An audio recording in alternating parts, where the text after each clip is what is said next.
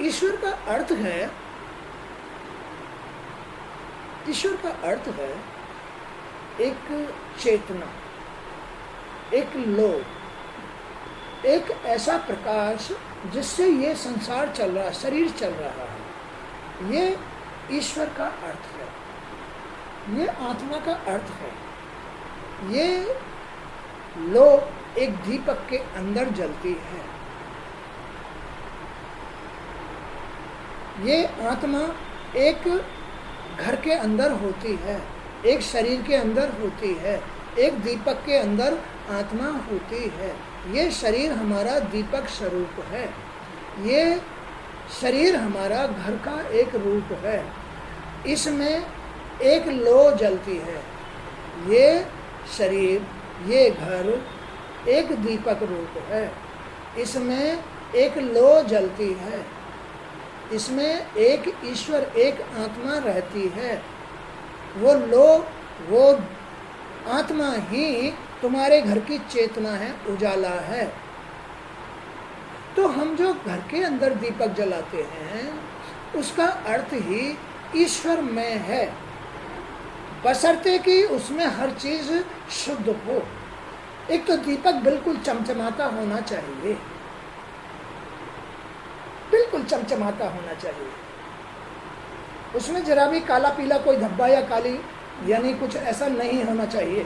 दीपक चमचमाता होना चाहिए। ऐसे ही ये शरीर चमचमाता होना चाहिए, ऐसे ही घर हमारा चमचमाता होना चाहिए। उसमें गाय का घी डालना चाहिए। गाय का घी क्यों डालना चाहिए? क्योंकि गाय में 33 करोड़ देवताओं का वास होता है। 33 करोड़ देवताओं से निकला हुआ जो घी होता है उसमें ही शुद्ध ईश्वर आत्मा प्रकट होती है, वही शुद्ध दीपक होता है। अगर गाय की सामग्री नहीं डाली जाएगी, गाय का घी नहीं डाला जाएगा, भैंस का भी डाला जाएगा, उसमें भी शुद्धि नहीं होती है। जितनी शुद्धि गाय के घी में होती है वो 33 करोड़ देवताओं का अंश है, स्वरूप है वो घी। बस उसके द्वारा जो हम ये लौ जलाते हैं वही ईश्वर रूप होती है। तो हमारा ये दीपक जो हम जलाते हैं ये शुद्ध होना चाहिए, हमारा दीपक ईश्वर में होना चाहिए। ये गाय के घी में दीपक एकदम चमचमाता हुआ होना चाहिए, उसमें शुद्ध रुई की बाती पड़ी होनी चाहिए, तब गाय के घी में वो बाती ईश्वर रूप में लो होती है। तो हम ये जो दीपक जलाते हैं इसको अगर हम ज्ञान से जलाएंगे, जानकर जलाएंगे कि यही हमारा ईश्वर रूप है, तो उससे ही हमें ईश्वर की प्राप्ति हो जाएगी। उससे हमें ईश्वर की प्राप्ति होगी। अगर तुम्हें इस बात का ज्ञान नहीं है कि आखिर ईश्वर है क्या चीज, आत्मा है क्या चीज, तो ना तो तुम अपने शरीर का कोई मतलब समझोगे, ना अपने मन का कोई मतलब समझोगे, ना सामग्री का कोई मतलब समझोगे। ये आँख कान जो सामग्री ला रहे हैं कोई मतलब नहीं समझोगे। गंदी संदी सामग्री दीपक के अंदर, माने शरीर रूपी दीपक के अंदर भरते रहोगे और मन रूपी बाती से इस लो को जलाते रहोगे, तो वो कोई आत्मा स्वरूप बाती लो थोड़ा ही है, वो तो सांसारिक लो है। वो तुम्हारी ईश्वर की प्राप्ति नहीं हुई। अगर तुम अपने ईश्वर को पाना चाहते हो तो तुम ईश्वर को अपने अंदर देखो, अपने इस शरीर रूपी दीपक में शुद्ध शुद्ध सामग्री भर के अपनी शुद्ध आत्मा स्वरूप सोच को देखिए कि कितनी शुद्ध सोच है तुम्हारी। पता चल जाएगा तुम्हारे शरीर का, तुम्हारे जीवन का पता चल जाएगा कि तुम्हारा अभी जीवन कितना घटिया है, तुम्हारा जीवन अभी कितना अंधकार में है, तुम्हारा जीवन अभी मोक्ष से कितना दूर है, तुम्हारा जीवन अभी ईश्वर से कितना दूर है, पता चल जाएगा। अपने आप ही पता चल जाएगा कि हमारा जीवन अभी कितना नरक में है, अभी कितना अंधकार में है, अभी हमारे शरीर में कितनी गंदगी है, अभी हमारे मन में कितनी गंदगी है। इस बात का पता चल जाएगा। ऐसे ही अब गुरुजी कैसे जान लेते हैं? ऐसे जान लेते हैं कि अभी इनके शरीर रूपी दीपक में जो मन रूपी बाती है वो अशुद्ध सामग्री के साथ है, इसलिए इनमें भूल है, इसे इन्हें अभी ईश्वर का ज्ञान नहीं है, इसलिए ऐसे जान लेते हैं। अब ऐसा आदमी तो दुख सुख के फेर में पड़ा होता है, ऐसा आदमी तो दुख सुख के फेर में पड़ा होता है। आनंद के साथ जीवन, सुख के साथ जीवन, वही रचना जो बिल्कुल एकदम चमचमाती है, शुद्ध है एकदम, जिसमें कोई तेरे मेरे राग द्वेष इस प्रकार की कोई भावना ही नहीं है, वही चमचमाता दीपक होता है, जिसके अंदर जिसके मन में राग द्वेष भेद भाव गंदी सामग्री, माने दीपक एकदम चमचमाता होना चाहिए, चमचमाता, वही दीपक ईश्वर को प्राप्त करने के लायक है। उसमें सामग्री जो भी इकट्ठी होगी उसमें सामग्री शुद्ध होगी।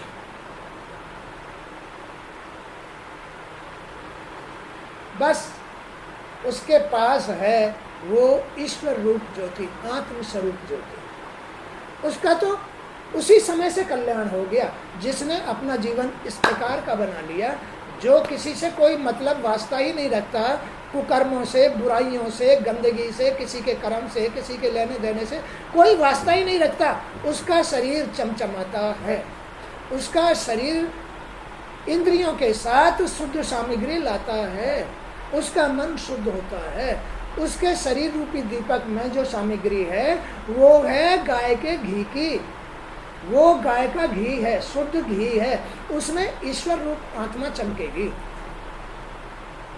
ये है खेल, अपने अपने आपे का खेल है, चाहे कोई कैसा ही भी है, तुम्हें अपने आपे को नहीं बिगड़ने देना है, तुम्हें अपने मन भावना को नहीं बिगड़ने देना है, तुम्हें अपने घर में भगवान का वास करा के रखना है। इसको कहते हैं घर में भगवान का वास, इसको कहते हैं घर में भगवान की उपस्थिति, और जहाँ भगवान है वहीं लक्ष्मी है, वहीं होगी लक्ष्मी, वहीं होगा सुख, वहीं होगी शांति, वहीं होगा आनंद, वहीं होगी कामयाबी।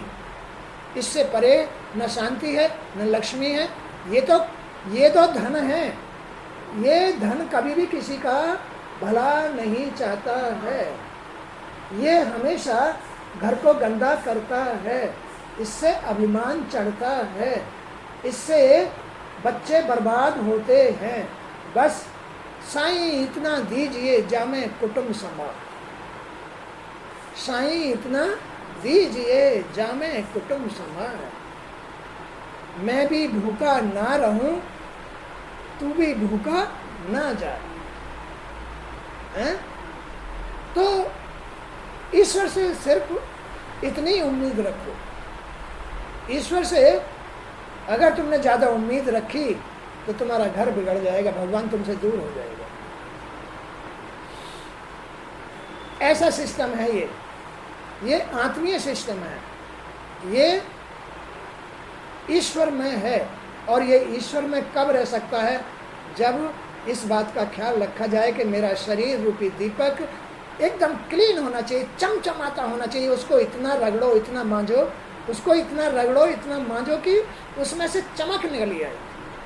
तब उसमें गाय का घी डालो, माने कि शुद्ध शुद्ध सामग्री लेके आओ, भागवत सुनो, कथा सुनो, अपने घर रामायण पढ़ो, भागवत पढ़ो या अच्छे भजन सुनो, तो वो शुद्ध सामग्री, उससे तुम्हारी जो लो जलेगी आत्म रूप हो जाएगी, आत्मा स्वरूप। आत्मा ही तो परमात्मा का रूप है, परमात्मा तुम्हारे घर में खुश होकर के वास करेगा। वास करेगा नहीं करेगा? तुम्हारे घर में खुश होकर वास करेगा। जहाँ परमात्मा है वहीं सबको सारी शक्तियाँ हैं, वहीं प्रकृति है, वहीं जगदम्बा रूपी प्रकृति तुम्हारे घर में वास कर जाती है। ना कोई भय, ना कोई रोग, ना कोई शोक, ना कोई चिंता, ना कोई टेंशन, ना कोई नाकामयाबी, सब कुछ अच्छा ही अच्छा घर में जीवन व्यतीत होता है। तो अपने अपने इस शरीर रूपी दीपक को मांझना होता है, ज़्यादा से ज़्यादा मांझना होता है, खूब क्लीन करना होता है। उसमें फिर अपने आप ही गाय का घी आ जाता है। तुम्हारा दीपक शुद्ध है तो गाय का घी अपने आप ही आ जाएगा। जिस दीपक में गाय का घी होता है उसके घर में नारायण का वास होता है। जिसके दीपक में गाय का घी जलता है उसके घर में नारायण तुरंत उपस्थित हो जाते हैं, और जहाँ नारायण वहीं लक्ष्मी।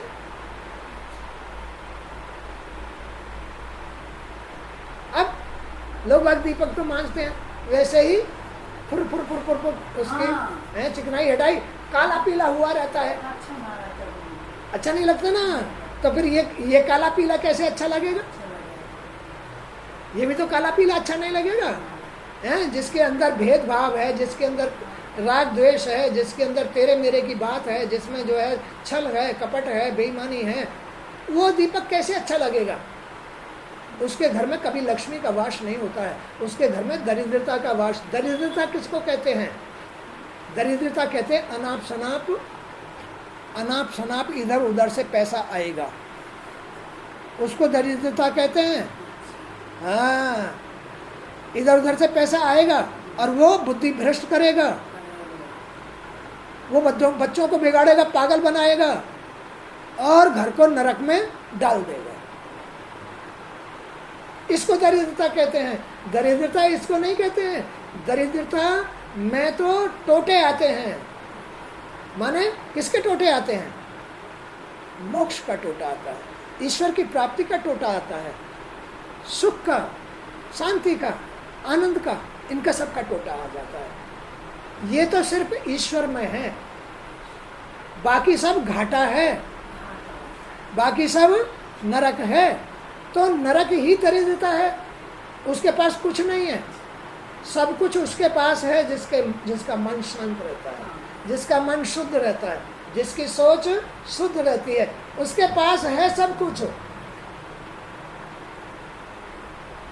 ईश्वर के पास सब कुछ है, वो शांत शुद्ध, उसकी जो भावनाएं हैं, कोई कुछ भी कर रहा है करने दीजिए। संसार में सब उसकी संतान है, लेकिन फिर भी वो अपने आप को नहीं बिगड़ने देता है। जो जैसा कर रहा है करने दीजिए, करने दीजिए, करने दीजिए, इसके कर्म पर छोड़ दीजिए। और जो उसकी शरण में जाता है तो फिर वो भक्त होता है, भक्त ही उसकी शरण में जा सकता है। चाहे शत्रु चला जाए, चाहे कोई भी भक्त चला जाए, वो किसी को भी साथ देने से मना नहीं करता। ऐसा आदमी को होना चाहिए। ये है ईश्वर रूप,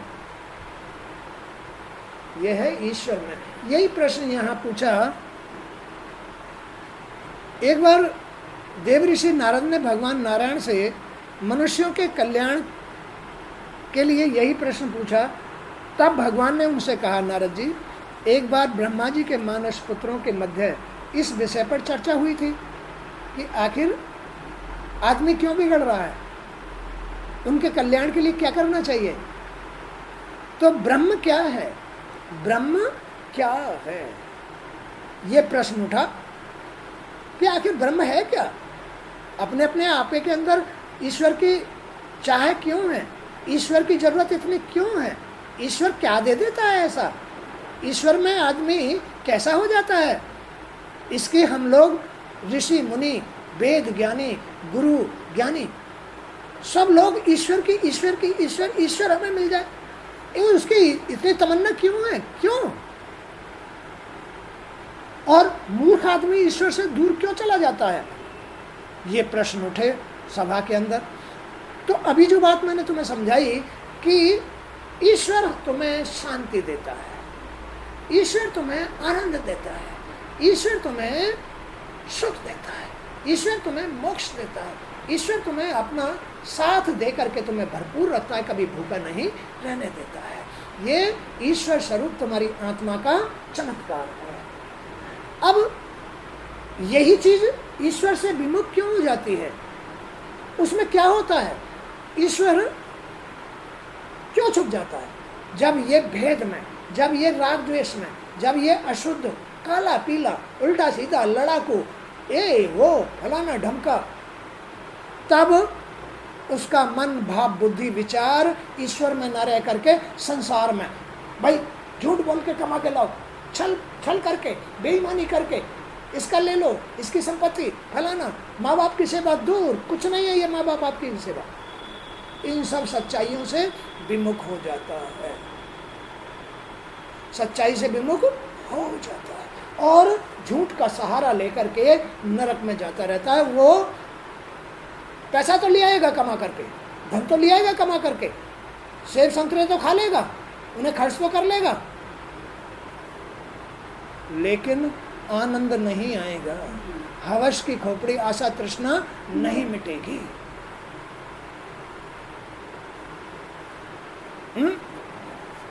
तो यही बात चर्चा हुई कि ये ब्रह्म है क्या, वेद इसके विषय में क्या कहते हैं। तब ब्रह्म के विषय में बड़ी सुंदर व्याख्या की गई थी। वहाँ उपस्थित सनक, सनंदन, सनातन, सनत कुमार ये ऋषि बैठे हुए थे। शास्त्रीय ज्ञान, तपस्या, शील, स्वभाव में समान भाव रखने वाले थे। उन लोगों की दृष्टि में शत्रु, मित्र, उदासीन एक समान थे। उस समय सनंदन तो वक्ता थे और शेष भाई श्रोता थे। तो सनंदन ने कहा, सृष्टि में प्रलय के उपरांत भगवान समस्त जगत को अपने में लीन करके विश्राम हेतु सो जाते हैं। तब वेद उन्हें इस प्रकार जगाते हैं कि हे अजित, आप ही सर्वलोकों तथा जीवों में श्रेष्ठ हैं, आपकी जय हो। आप स्वभाव से ही समस्त ऐश्वर्य और ज्ञान से परिपूर्ण हो। ये सारा चराचर जगत आप में ही समाया हुआ है, परंतु माया के कारण इसे कोई जान नहीं पाता है।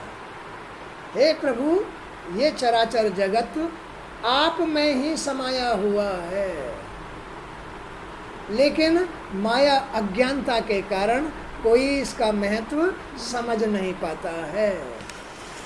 हे प्रभु, ये तो सब कुछ आपका स्वरूप है, आपकी माया इसे अपना बना लेती है। अपना, तुम माया में हो जाओ, तुम मेरे ही होके रहो, सत में मत रहो, बाप के मत रहो, मेरे होके रहो। है? इस जगत में ऋषि मुनियों के द्वारा आपने जितनी भी साधनाएं, ज्ञान, कर्म आदि शक्तियों का प्रतिपादन कराया है, उन सभी के निर्माता आप ही हैं। इसमें जब माया भी हो जाता है तो आदमी फिर साधना करनी पड़ती है,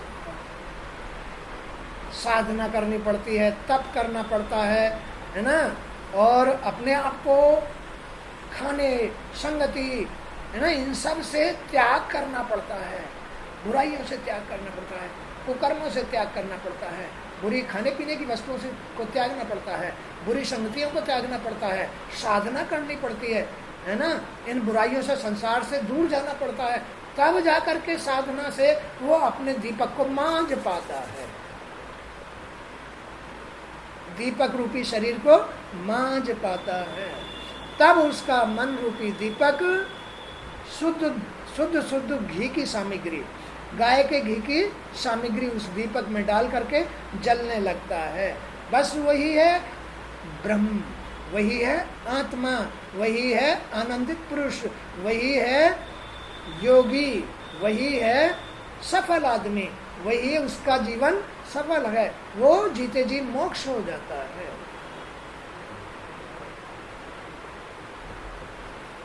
जीते जी मोक्ष हो जाता है। नहीं तो बार बार कभी कभी कुछ, कभी कुछ, कभी कुछ, कभी कुछ, घर में जब तक जिएगा, जब तक घर में कुछ न कुछ उपद्रव होते ही रहेंगे, इन्हें कोई भी नहीं रोक सकता। ये तो जैसी करनी वैसी भरनी का सिस्टम है। ऋषियों ने आपकी प्राप्ति के लिए अनेक मार्ग बताए हैं। ऋषियों ने इस आत्मा को प्राप्त करने के अनेक मार्ग बतलाए हैं।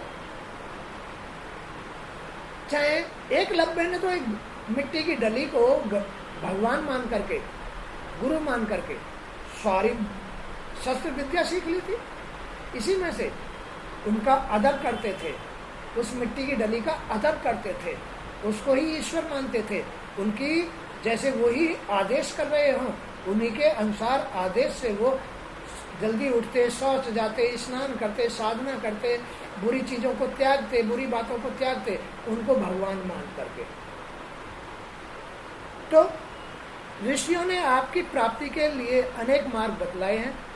उनमें जो मोटी बुद्धि वाले लोग हैं, मोटी बुद्धि वाले लोग, जो जितना अशुद्ध होता है उतनी मोटी बुद्धि का होता है, जो जितना अशुद्ध होता है, और जो जितना शुद्ध होता चला आता है उतनी बुद्धि उसकी एकदम तीक्ष्ण होती चली जाती है, तेज होती चली जाती है ना, शुद्ध होती चली जाती है, विचित्र होती चली जाती है, उसकी बुद्धि उतनी तेज। तो ऋषियों ने आपकी प्राप्ति के लिए अनेक मार्ग बतलाए हैं। उनमें जो मोटी बुद्धि वाले लोग होते हैं, वे मोटी बुद्धि वाले लोग, वो अपनी कुंडली जागृत करते हैं। कहते हैं भाई हमारी कुंडली जागृत हो गई तो ईश्वर मिल गया। बेवकूफ है, मोटी बुद्धि वाले हैं, वो जानते ही नहीं है कि ये कुंडली भी कब जागृत होगी। कुंडली कहते हैं बस कुंडली जागृत हो जाए। मणिपूरक हमारी जो आत्मा है, वो कहाँ समझते हैं अपनी आत्मा को? अपनी आत्मा को धड़ में समझते हैं, माने कि यहाँ हमारी आत्मा है। अरे बेवकूफ, आत्मा यहाँ थोड़ी होती है, यहाँ तो गंदगी है। आत्मा यहाँ नहीं है, आत्मा तो तुम्हारी यहाँ दोनों भवों के बीच में उपस्थित है। उसका स्थान सबसे ऊंचा है, और वो यहाँ से अपनी कुंडली को जागृत कर रहे हैं। वो मोटी बुद्धि वाले लोग होते हैं। हमारी कुंडली जागृत हो जाए बस, वो साधना करते हैं मूर्खता में, अज्ञानता में। कोई कह देता अपनी कुंडली को जागृत कर लो, बस तुम माला माल हो जाओगे। इस लोभ लालच में वो बस अपना टाइम बिगाड़ता रहता है। मोटी बुद्धि वाले लोगों की बात होती है। लेकिन ज्ञान तो ज्ञान ही है। ज्ञान पवित्र ईश्वर का रूप है। उनमें जो मोटी बुद्धि वाले लोग होते हैं, वे मणिपूरक चक्र में अग्नि रूप से आपकी उपासना करते हैं। प्रभु हृदय से ही आपसे साक्षात करने का शेष मार्ग सुषुम्ना नाड़ी से होकर जाता है, जो सीधे ब्रह्मरंध्र तक पहुंचता है। ब्रह्मरंध्र, ये दोनों भावों के बीच में ब्रह्मरंध्र है। जो पुरुष इस ज्योतिर्मय मार्ग को पकड़ लेता है, जो पुरुष इस ज्योतिर्मय मार्ग को पकड़ लेता है, वह जन्म मरण के पास में कभी नहीं फंसता। ज्योतिर्मय मार्ग को, इस ज्योतिर्मय मार्ग को पकड़ो। तुम ऐसे ही कर्म करो, अपने आप को इतना मांझ लो दीपक की तरह। साक्षात तुम दीपक जला रहे हो, इसका क्या अर्थ है? क्यों घी फूंक रहे हो? क्यों धूपबत्ती जला रहे हो? तुम इतना भी नहीं कर सकते कि दीपक को सही मायने में ईश्वर के, ये ईश्वर का, इसमें ईश्वर प्रकट होंगे, इसमें हमें शुद्ध घी डालना है। इतना भी नहीं कर सकते, तो फिर तुम्हारी भावना ईश्वर को प्राप्त करने वाली कहाँ है? तुम्हें ज्ञान ही नहीं है ईश्वर का। तो ईश्वर की प्राप्ति इस शरीर रूपी दीपक को शुद्ध बनाने से, इसमें शुद्ध घी डालने से, जो ज्योतिर्मय मार्ग है, यही ब्रह्म की प्राप्ति है। ज्योतिर्मय मार्ग। अज्ञानी मूर्ख लोगों की, बुद्धिहीन लोगों का ये दीपक भूजा पड़ा रहता है और घी जलता ही नहीं है ना। फिर लिया वो घी निकाल के जो है डस्टबिन में डाल दिया है, और फिर शाम को फिर और जला दिया, फिर और वो फिर बुझ गया। दीपक भुजा पड़ा रहता है, दीपक जलाने का ज्ञान ही नहीं है। बत्ती लुढ़क जाती है, बुझ जाती है घी में है, तो फिर उसके जिसको ज्ञान नहीं है उसके दीपक जलाने का क्या फायदा है? दीपक ही ईश्वर का रूप है। तुमने साक्षात ईश्वर के दर्शन पाने के लिए ये दीपक जलाया है। तुम्हें ईश्वर के दर्शन मिलते हैं इससे, लेकिन तुमने जिस प्रकार उसको जलाया है वैसे ही दर्शन मिलेंगे। जितना तुम्हें ज्ञान है, जितना नहीं है, उसके अनुसार ही तुम उसको पहचान सकते हो। तो प्रभु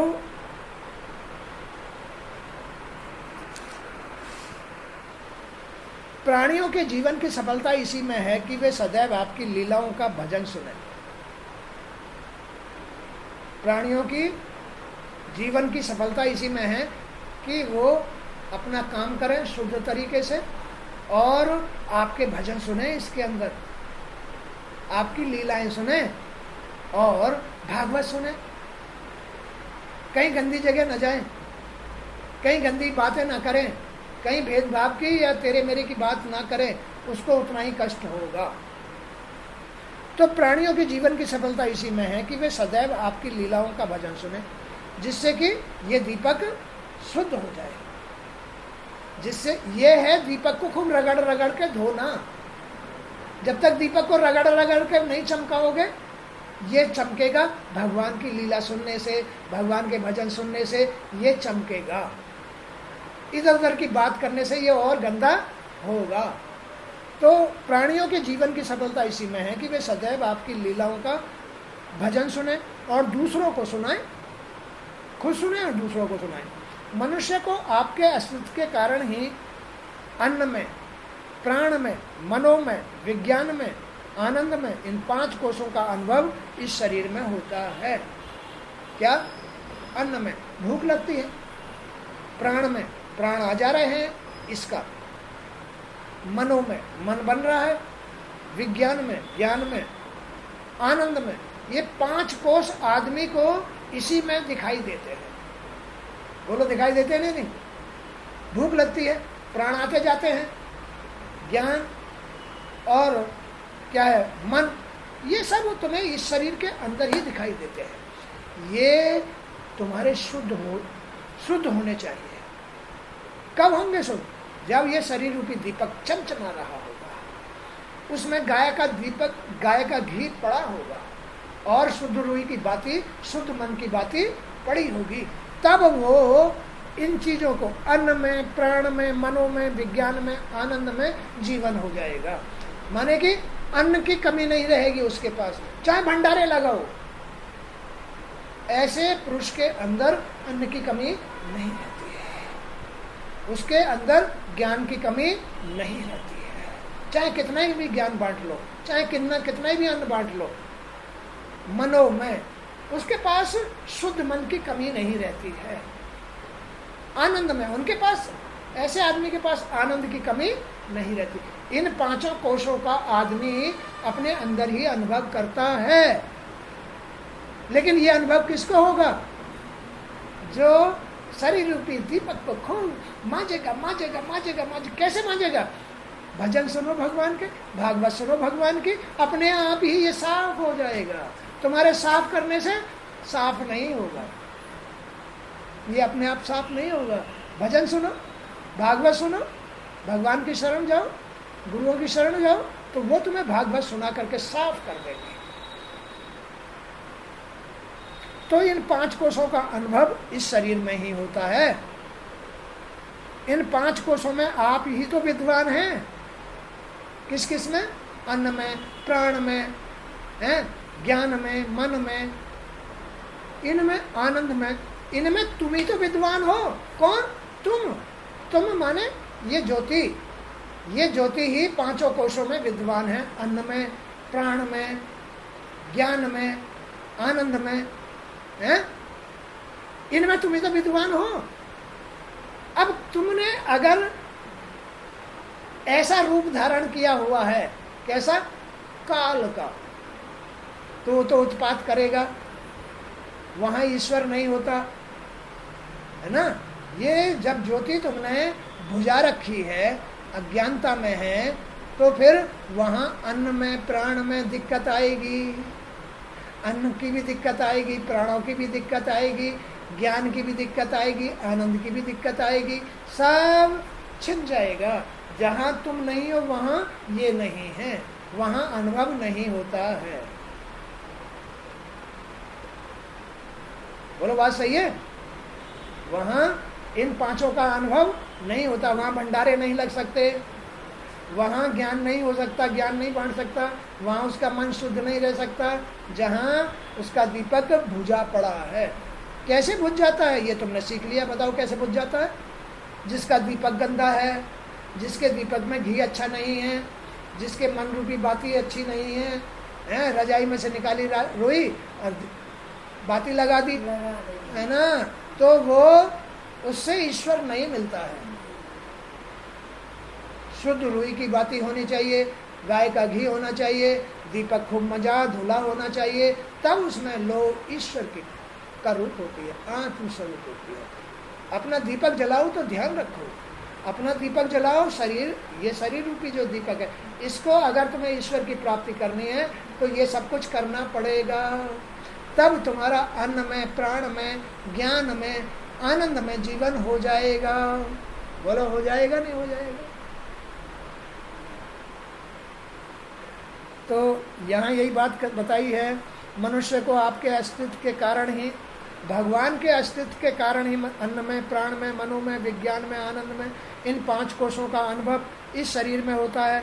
इन 5 कोशों में ही आप विराजमान रहते हैं। अन्न में, प्राण में, ज्ञान में और आनंद में आप विराजमान रहते हैं। जैसे जो शरीर में है वही ब्रह्मांड में है, जैसे जो शरीर में है वही ब्रह्मांड में मिलेगा। माने कि जैसा तुम्हारा शरीर है, अच्छा या बुरा, वही तुम्हें बाहर मिलेगा, वही मिलेगा जो तुम्हारे शरीर में है। अगर तुम्हारा शरीर दाग दगीला है तो वहां से भी कभी सुख मिल गया, कभी नहीं मिला, कभी झटके पटके मिलते ही रहेंगे। जब तक तुम्हारा शरीर अंदर से दाग दगीला है, जब तक तुम्हारा दीपक दगीला है, जब तक तुम्हारा मन दाग दगीला है, जब तक तुम्हारे प्राण दाग दगीले हैं, इनमें घाटा आता ही रहेगा, हैं? घाटा आता रहेगा। ऐसे करने से क्या फायदा है? ऐसे जीवन व्यतीत करने से क्या फायदा है? जो दाग दगीला हो, जो जिसका दीपक दाग दगीला, ऐसे जीवन, ऐसे दीपक से क्या फायदा है? ऐसे शरीर से क्या फायदा है? ऐसे जीवन जीने से क्या फायदा है? तो इसलिए अपने इस जीवन को आनंद में, अन्न में, प्राण में, ज्ञान में बनाने के लिए इस दीपक को खूब मांझ लीजिए, खूब चमका लीजिए, इसमें गाय का घी डालिए और शुद्ध रुई की बाती, मन की बाती डाल करके अपने ईश्वर को अपने घर में बसा लीजिए। सब कुछ तो कर्म में है। आपका ही स्वरूप उपस्थित है, आपके ही शरीर से जाते ही यह मैं और मेरा कहाँ चला जाता है? अब कहाँ चला गया भाई? शरीर में से ईश्वर चली गए तो मैं मेरा भी चला गया। अब रुक जाए इसके अंदर, हैं? तो सारा ईश्वर का ही खेल है, ईश्वर की लीला है। अब मैं मेरा कहाँ चला गया? जब आदमी के प्राण निकल जाते हैं तो कहाँ चला गया? मैं कहाँ चला गया? इसलिए ये मैं मेरा कुछ नहीं है, ये तो तुम्हारा घटियापन है। मैं मेरा तो किसी का कुछ नहीं है, ये तो रहन बसेरा है, ये तो सराय खाना है। आओ जन्म लो, जन्म लो, रहो, किराया दो, चले जाओ। इसलिए अपनी अकल की आँख खोल लो, इसलिए अपनी इस ज्योति को शुद्ध कर लो, इसलिए अपने जो शरीर है इसको शुद्ध खूब मांझ मूंझ लो और फिर इसमें गाय का यानी शुद्ध घी डाल करके, शुद्ध माने सामग्री डाल करके, भजन सुन करके, भगवान की सेवा करके या अच्छी बातें सुन करके इसमें लो, जला लो। वो अन्न में होगा, अन्न में कितना ही अन्न दान कर लो, कितना ही भी जीवित रह लो, आनंद से जीवन, आनंद मिलेगा, ज्ञान मिलेगा। ऐसे जीवन को ही मोक्ष कहते हैं। यही है मोक्षगामी जीवन। तो मैं मेरा कहाँ चला जाता है? इस चराचर प्रकृति के मध्य मायावी गुणों से परे आप ही तो हैं। आप इनमें दृष्टिगोचर होते हुए भी नहीं हैं। मायावी, जिनका मन मायावी, सोच मायावी, अंधेरा, अज्ञानता, उसमें ईश्वर होते हुए भी उनके लिए ईश्वर इसमें नहीं है। ऐसे लोगों को ईश्वर है, वही चला रहा है, माया नहीं चला रही है, ईश्वर चला रहा है। ऐसे लोगों को जिनके अंदर अंधेरा है, अज्ञानता है, जो भगवान का भजन नहीं करते, साधक नहीं है, जिनका दीपक साफ सुथरा नहीं है, जिसमें मन की बाती शुद्ध नहीं है, गाय का घी नहीं है, जो आत्म स्वरूप नहीं है, है ना, उनके लिए तो आप होते हुए भी उसमें दिखाई नहीं देते हो, नहीं दिखाई देते ऐसे लोगों को, मायावी लोगों को। ईश्वर है अपने अंदर, लेकिन उसकी कोई कदर कायदा नहीं है। इस शरीर और ब्रह्मांड से परे आपकी ही सत्ता है, क्योंकि आप इसके साक्षी हैं और आप ही सत्य हैं। इसलिए आपकी स्तुति के बिना यह जीवन व्यर्थ है। इसलिए इस शरीर में इसको साफ, भाई जब तक इसको साफ नहीं करोगे, इसमें शुद्ध घी नहीं डालोगे, तब तक आत्मा स्वरूप परमात्मा उपस्थित नहीं होगा। तब तक ये व्यर्थ है, ये शरीर व्यर्थ है, जन्म लेना व्यर्थ है। आपकी ही तो सत्ता है, आपकी सत्ता आएगी तभी तो सुख आएगा, इसमें तभी तो आनंद आएगा, तभी तो अन्न में ज्ञान में ये सजेगा। आपकी ही सत्ता है, माया की सत्ता नहीं है। इसलिए इसमें ब्रह्म रूपी लोह को उपस्थित करने के लिए इसे मांझना जरूरी है। रुई, शुद्ध रुई की बाती माने मन को शुद्ध करना जरूरी है। तब जाकर के तुम्हारी ये ज्योत आत्मस्वरूप होगी, तब तुम्हारी इस ज्योति की सत्ता घर में बनेगी, सत्ता बनेगी। इससे पहले सत्ता नहीं, माया की सत्ता नहीं बन सकती है। चाहे तुम लखपति हो जाओ, करोड़पति हो जाओ, चाहे तुम कुछ भी हो जाओ, कुछ भी नहीं हो सकता। जब तक ईश्वर उपस्थित नहीं है तब तक तुम्हें सुख नहीं मिलेगा, आनंद नहीं मिलेगा, मोक्ष नहीं मिलेगा, क्योंकि ईश्वर की ही सत्ता होती है, माया की सत्ता नहीं होती है। आज का सत्संग यहीं तक। जय श्री कृष्ण।